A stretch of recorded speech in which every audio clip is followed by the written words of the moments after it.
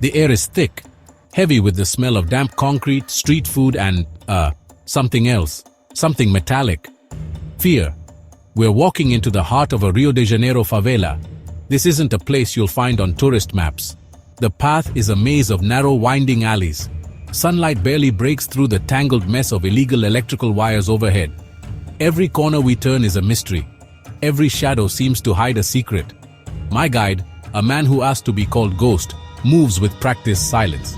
He told me to keep my head down, my camera hidden, and my mouth shut. The rules here aren't written. They're enforced by the ever-present gaze from rooftops and dark doorways. A distant siren wails, a familiar sound that marks the border between two worlds, the official world of the police and this one. Here, the law is different. A police radio crackles somewhere nearby, a stolen signal. The voice is metallic, speaking in codes about an operation on the edge of the favela, but it feels miles away. Inside this maze, the state has no power. Power belongs to the faction. They are the government, the police, and the judiciary, all in one. Ghost points to a mural on a wall. It's not a colorful piece of street art. It's a memorial. The face of a young man, a fallen soldier of the faction, watching over his territory. This is their kingdom. We climb another flight of crumbling stairs. The sounds of life are everywhere. Loud music blasts from an open window. Kids laugh as they kick a worn-out soccer ball.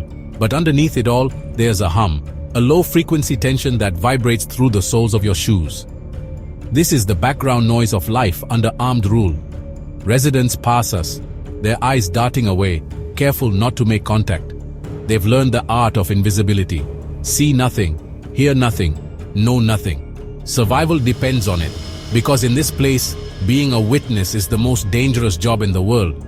The walls literally have ears, and a careless word can be a death sentence. Ghost stops. He points to a small open-air shack at the top of the hill. It looks like a simple bar, a place for men to gather and drink beer. But it's not. This is the Quadra, the headquarters. This is where the local drug boss, the owner of the hill, holds his court. It's the center of the parallel state. This is where disputes are settled, rules are enforced, and punishments are carried out. It's the crime court, the last stop for anyone accused of breaking the faction's laws.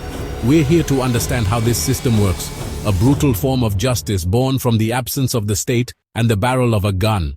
We say to unravel an idea, he explained. It means we need to talk to clear something up. But everyone knows it's serious. When we go to get someone, we're already ready for the worst. We have our orders. If they run, we have permission to act. The walk to the Quadra is their last chance to get their story straight, but most of the time the story is already written, the verdict is already decided before they even get there. The accusation is the first step. There's no formal investigation, no gathering of evidence in the way we'd understand it. The proof is what people say on the street. Gossip becomes fact. The faction's informants are everywhere.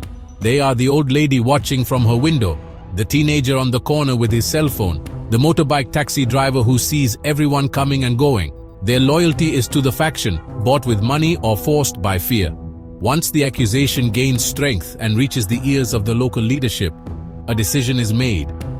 The person of interest must be brought before the court. The summons isn't a letter in the mail. It's a direct and terrifying order. Usually, 2 or 3 armed soldiers, often teenagers with rifles casually slung over their shoulders, are sent out. They don't ask questions. They don't read you your rights. They just show up at your home or your work and deliver the message. Come with us. There's no option to refuse. Resisting is admitting guilt, and the punishment for that is quick and often happens right there on the spot. Everyone knows what the summons means. The entire community watches in silence as the accused is led through the alleys on their way to face their judge. I met a former faction member who agreed to speak on condition of anonymity. He described the process from the inside. "He was a good man," she whispered, her voice trembling. "But someone said he stole a gas canister. Just a rumor, that's all it took." 2 boys with rifles came to his door. They didn't knock. They just said, "The boss wants to see you." He never came back. It always starts with a whisper, a rumor, an accusation that travels through the favela's invisible network. Someone saw something they shouldn't have. A resident is suspected of talking to the police, an X9 in their slang. A low-level drug dealer is behind on their weekly payment. A man is accused of domestic violence. I spoke with the woman, Lena, whose face was hidden in shadow. She told me how her neighbor was taken. The judgment is quick. After a few minutes of questioning, the boss announces his decision. It's a simple statement: guilty. There's no thinking it over, no break. The decision is final and set in stone. For smaller mistakes, like a resident playing loud music late at night, or a small unpaid debt, the punishment might be a warning or a beating. But for serious accusations, like stealing, betrayal, or working with the police, the punishment that follows is much tougher. The court is over. The next step, the punishment, is about to begin. The feeling of dread is overwhelming. For the person found guilty, their life is now completely in the hands of their executioners. He has to show he's tough, my source, the former gang member, told me. If he looks weak, if he lets someone off the hook, he loses respect. And losing respect means losing power. So even if he believes the person is innocent, he might have to punish them anyway. It's about the message it sends to everyone else. The message is, I'm in charge, don't challenge me. The judgment doesn't happen in a courtroom with fancy wooden benches and a judge in a robe. It happens on a plastic chair, in the back of a bar, or in an empty lot overlooking the city lights. The judge is the boss of the hill or his trusted right-hand man. He's surrounded by his security, young guys with AR-15 rifles and pistols tucked into their shorts. The mood isn't about serious justice, but about raw, scary power. The accused stands before them, all alone. There's no defense lawyer, no jury of regular people. The only people there are the ones accusing and the ones who carry out the punishments. The power difference is huge, and honestly, terrifying. I heard a recording, smuggled out by a source, of one of these judgments. The audio was chilling. The boss's voice was calm, almost like he didn't care. He asked the accused, a young man thought to be working with a rival gang, a few simple questions. They say you were seen on the other side. Is that true? The boy's denials were wild, his voice shaking with fear. The boss listened, not showing any emotion. There was no cross-questioning. No proof was shown, just rumors. The boss was the prosecutor, judge, and jury. His goal wasn't to find the truth.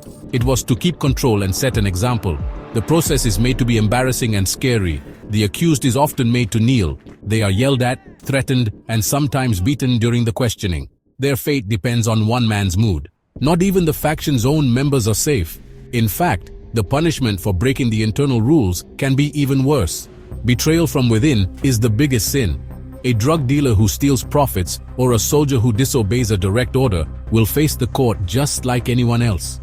Their punishment is often a strong warning to their friends. I heard a story about a young lookout who fell asleep on duty, allowing the police to enter the favela without being seen. His punishment was to be killed by his own friends, a bloody show of what happens when you fail. Loyalty isn't just a good trait, it's a must for survival, and not having it is punished without mercy. The act of punishment itself is like a ceremony. The person who is to be punished is often taken to a quiet area at the top of the favela, a place known as the microwave. The name refers to a terrible way of killing someone, where the victim is put inside a pile of tires, soaked with gasoline and set on fire. It's the ultimate act of wiping someone out, a message of total power and cruelty. This is the final scary step in the crime court process, a system that works completely outside the law, offering a kind of justice that is as fast as it is heartless. I used to work in a pacification unit, and, there are stories that still bother me. We would find the bodies. They are messages. A body found in a certain area, killed in a certain way, it tells a story. Sometimes they are tortured. Sometimes they are killed with a single shot. Once we found a man who had been tied to a pole and beaten by the community. He was accused of hurting a child. The faction ordered the residents to take part. They make everyone involved. It's a way to control them, to tie them to the faction through shared violence. Once the decision is made, the punishment is carried out right away. There's no way to appeal, no higher court. The faction's justice is instant and honestly very harsh. The punishments are a planned show, meant to make people afraid and make everyone in the community obey. They follow a dark, unwritten set of rules. For a thief, the punishment can be a shot in the hand, a lasting sign of their crime. For someone who tells secrets, the punishment is almost always death. The ways they punish are cruel, meant not just to punish the person, but to scare anyone who might think about breaking the rules. But this order comes at a huge cost. It's a system built on fear, where human life doesn't mean much, and fair legal process is a foreign idea. The peace in the favela is shaky, kept in place by the constant threat of sudden violence. Kids grow up seeing teenagers with rifles as people in charge. They learn that power comes from a weapon, and justice is whatever the local boss says it is.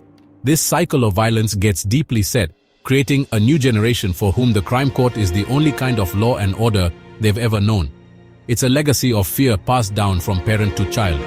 Leaving the favela, crossing back over the invisible line to the asphalt, the paved world, is a shocking change.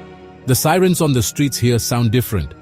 They stand for a system of law that, even with all its problems, works based on ideas of evidence and rights. But for the hundreds of thousands of people living inside the maze we just left, that system is just pretend. Their reality is the crime court, a brutal kind of justice, quick and unavoidable, where a whisper can become a death sentence, and the final decision is always written in blood. It's a strong reminder that in the shadows of a world-famous city, a separate state rules by its own wild laws. If someone steals my phone, I can't go to the police station. They won't do anything. But if I go to the Boca, I'll have my phone back in an hour. The thief will be punished. It's wrong. It's terrible. But it works. This is the mind game behind the gang's control. This separate justice system grows in the empty space left by the government. In many of these communities, calling the police isn't an option. Residents fear the police as much, or more, than the drug dealers. They see them as a violent invading force, corrupt and not to be trusted. The gang, despite all its harshness, offers a twisted kind of order. They sort out family fights, punish small-time criminals, and make sure a strict set of rules is followed. We can't talk about it. We just stay quiet. If we say anything, if we cry too loud, they might come after us too.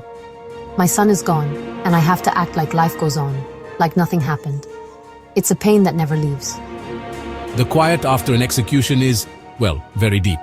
It's a heavy, unspoken quiet that covers the whole community. Someone is gone. Everyone knows what happened, who did it, and why. But no one talks about it. To admit it happened is to risk becoming the court's next target.